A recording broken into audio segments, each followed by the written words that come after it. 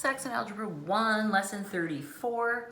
Today our topic is crisp and to the point. It's a fairly short lesson. We only have 3 quick examples, and I need to do a short prelude, and then we'll get into our work. You know how to distribute. Distributing happens when we have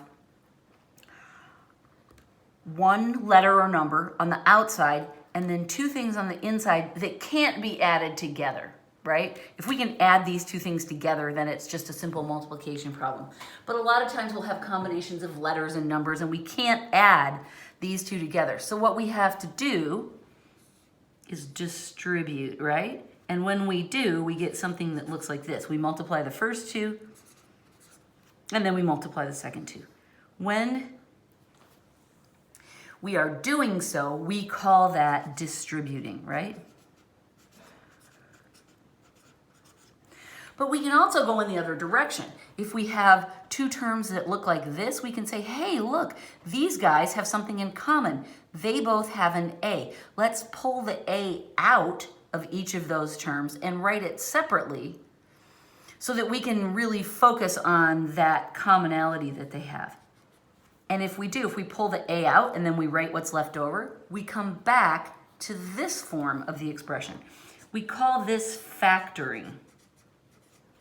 It's just the opposite of distributing. And both are useful. This form and this form are equally valid and useful. One's not better than the other, okay? Sometimes we math teachers give the false impression that one way is better than the other. No, it's just a question of what you want to do next with the problem that you may choose, yeah, I need to distribute, or you may choose, hey, I want to factor right now. When we are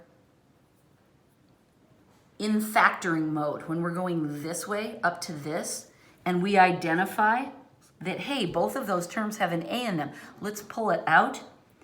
A has a special name. It's called the greatest common factor. It's what these 2 terms have in common, right? And we maximize it. You'll see in a minute that sometimes there are lots of little pieces to that common factor, and so we want to take as many of them as possible. We'll talk about that. But the greatest common factor is just this number that we pull out. And it's here as well, right? We see the greatest common factor really clearly when it's in this format, okay? And that's what we're going to practice doing, is identifying the greatest common factor and then factoring it out. Okay, so let's look at an example. And I want you to think, as you're copying this down, think of a time when you met someone new. Someone that ended up being a decent friend, probably is still a decent friend to you. And there was probably at some point in the early stages of your friendship, when you told each other things about your life. Who you are, what you like to do, what you like to eat. Some of these things you probably just deduced from hanging out. You probably didn't have like in-depth conversations about all of this. But slowly but surely, you learned the interesting details of each person's life, right? Each of you learned about each other. And probably what bonded you as friends is that you probably found you had some things in common. That's what I want you to think about when you're working these kinds of problems. These are 2 people. They've just met. They might be friends, they're not sure, but they want to learn more about each other. So what we're going to do to help them understand each other, and later we'll do this in our heads. For now, we're going to do it on paper. We're going to break them down into the smallest details about each of them so that we can really see what kind of people they each are. So what we're going to do first is do a prime factor of the number. Okay, if you need to do a tree, you need to do a tree, but I can tell you right now it's 2 times 2 times 2. Those are the prime factors of 8. And then there's 4 z's, right? 1, 2, 3, 4, because that's what this tells us. And there's 2 m's, and there's a p. Those are all the details of this person's life, broken down and laid bare in a conversation. Maybe they were sitting at a campfire talking, I don't know, something like that. 12, I'll do the prime factor tree for this one. I'll do it upside down. It's 3 times 4, 3 is prime, 4 goes into 2 times 2.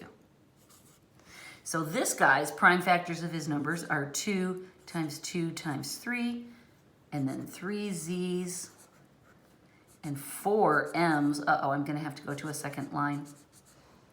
And then 2 p's. There are all the details of the second dude. Now, what we need to do as the greatest common factor police is we need to analyze both of their personalities and see what they have in common. We start with the numbers. And I'm switching colors just to help you see. I see they each share a 2. Oh, look, they each share another 2. Right? Maybe this is they lost their first baby tooth when they were 6. Oh, my metaphor's going too far. Never mind. Now, when I look at the last number, I see this guy has a 2 and this guy has a 3. That doesn't match.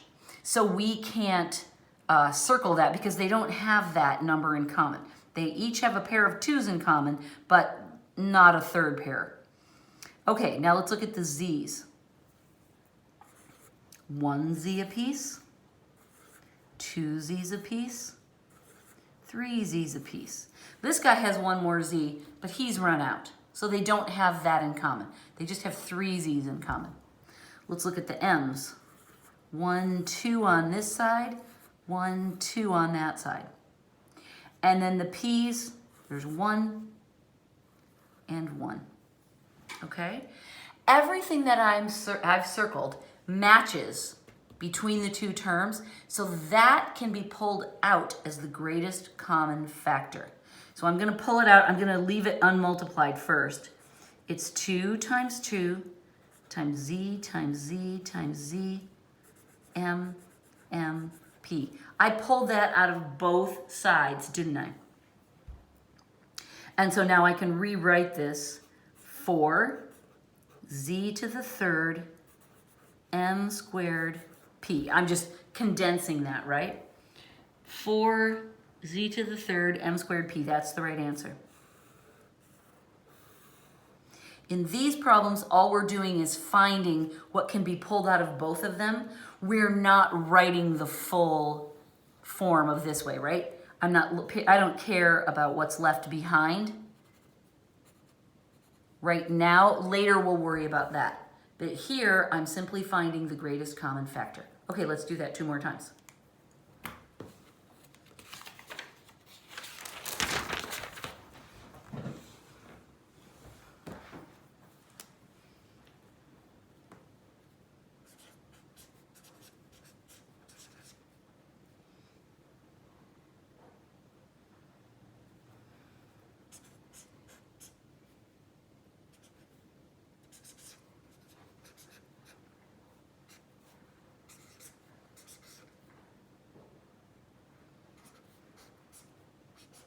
This is the way John wrote it. I like his alphabetical business here. This one went out of alphabetical, but I'm just leaving it so that you can see it exactly it was written, because he'll do that to you too. X, z to the third. Okay. So, once again, I'm going to do this the long way. I'm going to write this out in all of its prime factors. 4 breaks down into 2 times 2. Then we have 2 x's, 3 y's, and a z. That's the minus sign. I just write that down. 8 we know is 2 times 2 times 2. Now I'm going to go alphabetical. I'm going to write the x first so it'll be easier to compare. And then 2 y's and 3 z's. Remember, my z's have slashies, so they don't look like 2's. All right, now I'm going to use a different color because, you know, I can. And we're going to look for matching pairs. Here's a 2, here's a 2. And then I see we have a second 2, but not a third, because he has a third, but he doesn't. I have 1 x that matches, and now I'm done. I'm out of x's over here. And how about y's? I've got 1, 2. Here's a third one, but there's no match for it. And then I've only got 1 z that matches. So I copy those down. I've got 2 times x times y times y times z, right? I'm just looking at what's circled here. I could look over here, but it should be the very same thing, right? And now I write these in a more condensed form. 4x y squared z is my final answer, and it's correct. Okay? Now, I've been writing this all out for you and very laboriously showing you how to circle and identify all of this. But you don't need, if you understand how these are going, you don't have to do all that on your homework. Let me show you now in our last example a faster, easier way to do these problems.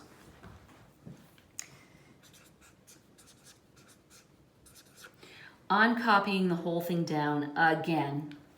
You don't necessarily need to. This one has 3 parts.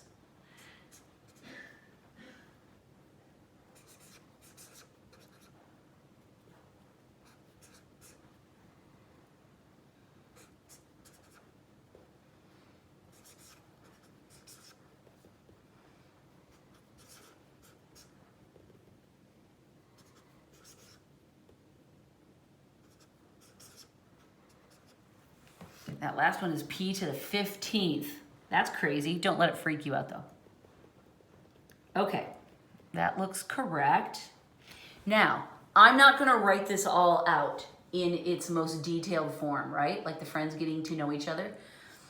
We're gonna save ourselves a little bit of trouble. What we're gonna do first is we're going to look at just the numbers, okay? And we're gonna find out which of these, what number we can pull out of all of them. It's 16 and 4 and 2.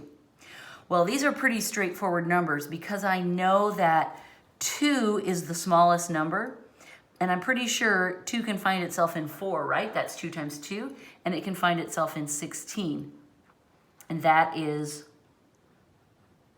2 times 8. So my greatest common factor is going to start with a 2. That's the largest number I can pull out of all 3 of those numbers. Now I'm going to alphabetically go through the letters, and I'm going to compare the exponents on each of them, and I'm going to pull that letter and give it the lowest of all the exponents that I found. So let's see, P alphabetically comes first. P to the 3rd, P to the nothing, oh okay, I'll give that a 1, and P to the 15th. I pull the lowest of the exponents on that letter. And P.S., it has to be in all 3 of them in order to pull. The lowest is P to the 1, so I'm just going to put a single P there. I won't put the 1 on it. I don't need to. Now I'll go to X. I make sure there's at least one X in all 3 of them, yes. And now I look at the exponents. There's a 2 and a 3 and a 2. Okay, I can pull the lowest number, so that'll be X squared. And now y, here's y to the 1, y squared, I can see y to the 1 is the most I'm going to get. Okay, so x squared yp. Okay, this John agrees. He has it in a different order. I am always going to go alphabetical on these because it makes the process much more organized.